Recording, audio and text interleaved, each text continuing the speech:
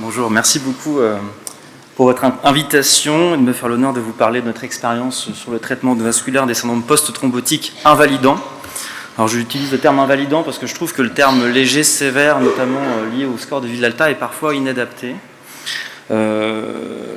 L'idée aussi finalement est de vous présenter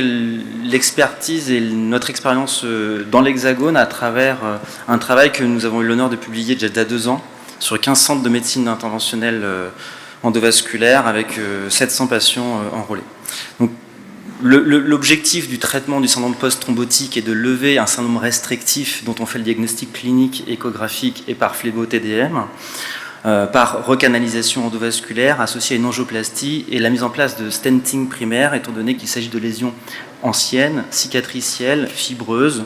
en l'absence de thrombus frais, et donc qui sont extrêmement rétractiles et dont on sait que le simple angioplastie est à l'origine d'un recoil, dont il faut donc lever ce syndrome obstructif par la mise en place de prothèses définitives. C'est une alternative à la chirurgie ouverte, dont on sait depuis une dizaine d'années qu'elle est efficace et sûre, avec des données surtout des séries de cas. Donc l'objectif du traitement identifié et donc à la lumière d'une cartographie par phlébo-TDM que vous voyez ici, on voit bien l'obstruction complète de l'axe fémoro-iliaque gauche et ses voies de dérivation qui témoignent du syndrome obstructif. L'objectif endovasculaire va être donc de recanaliser par voie, la plupart du temps par voie jugulaire, de lever l'obstacle après avoir recanalisé cet obstacle, de se mettre sur la veine fémorale où il y a le meilleur inflow, de réaliser une angioplastie, donc la mise en place de prothèses veineuses endovasculaires guidées par l'imagerie. Avec pour résultat fonctionnel à l'imagerie la levée complète de l'obstacle par un lavage franc, direct, sans voie de dérivation persistante et un drainage veineux franc. Et donc on peut aussi contrôler cliniquement, échographiquement et par scanner au décours. Donc l'idée c'est de vous aussi, finalement en parlant d'indication, de vous donner ce retour d'expérience sur une dizaine d'années sur les 15 centres en France, où on a pu enrôler les patients et vous parler finalement de la sélection qui est extrêmement importante à travers des données de phlébographie, mais surtout de phlébo-TDM direct, pour caractériser la sévérité des lésions post-thrombotiques, en plus bien sûr d'évaluations cliniques, qui sont extrêmement importantes et à ne pas négliger, parce qu'on sait qu'elles sont corrélées à des taux de perméabilité qui sont variables. Donc nous, on a pu quand même traiter quasiment 700 patients, avec des délais entre l'obstruction, la DVT, enfin la thrombose et la recanalisation de 3 ans en moyenne, avec des patients qui n'avaient pas forcément des thrombophilies majeures ou mineures, avec des facteurs de risque général de TVP et local, notamment avec le syndrome de Coquette, retrouvé dans presque la moitié des cas. Le score de Villalta était en moyenne de 11, le civique de 52. Ce sont les seuls éléments, on va dire, les scores qu'on utilise pour évaluer aujourd'hui encore le syndrome post-thrombotique, qui à mon sens est assez incomplet, notamment pour poser les indications. On avait une atteinte principalement de l'axe fémoral iliaque gauche dans quasiment la totalité des cas et une atteinte bilatérale avec la veine cave inférieure dans 17% des cas, donc avec des reconstructions cavo-biliaques, donc complètes,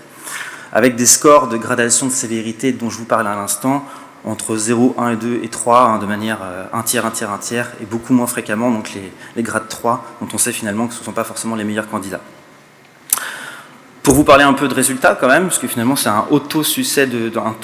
un succès clinique assez élevé, un 95% de réussite de recanalisation d'angioplastie de stenting, avec un seul accès vasculaire principalement jugulaire. Le nombre de stents moyen était de 3, en fait il est dépendant tout simplement de la qualité de l'inflow et de l'outflow. L'objectif c'est d'aller se brancher sur une veine saine, de lever l'inflow et de stenter jusqu'à lever l'obstruction la plus complète, jusqu'à ce qu'on appelle l'outflow, donc l'origine obstructive plus proximale, avec très peu de complications périprocédure. Les perméabilités sont quand même relativement bonnes, puisqu'avec une perméabilité primaire de 80% sur le suivi médian. Et j'insiste sur l'importance du suivi clinique, échographique et scanner, puisqu'on sait finalement qu'en réintervenant sur les patients qui se réobstruent précocement, on augmente significativement le taux de perméabilité secondaire jusqu'à 92%. Il est important de ne pas abandonner nos patients et s'ils se compliquent ou se réobstruent sur leur stent de manière précoce, ne pas hésiter à les reprendre immédiatement, avec en fonction de la grade, enfin de la sévérité des lésions post-thrombotiques évaluées préalablement par scanner. Vous voyez qu'en fonction des grades, peu élevés à élevés, on a des perméabilités qui sont tout à fait différentes. Excusez-moi. Donc les scores de Villalta ont été significativement améliorés, le civique aussi, avec chez les patients, pour les patients avec un trouble trophique et des ulcères, des améliorations dans presque 50% des cas, enfin des guérisons d'ulcères dans 50% des cas, et des améliorations significatives dans un tiers de cette population. Donc pour vous conclure, c'est que c'est une technique faisable et très sécure, avec un retour d'expérience en France, donc plus d'une dizaine d'années, avec des centres experts, une quinzaine de centres experts en France. Et donc je vous invite à continuer à inclure vos patients avec un syndrome post-thrombotique invalidant, c'est-à-dire un Villalta proche de 10 ou des claudications ou des dyspnées d'effort, et notamment de les inclure dans le projet ENDO-PTS, dont j'espère que vous connaissez le nom. Voilà. Si vous avez des questions, je suis à votre disposition.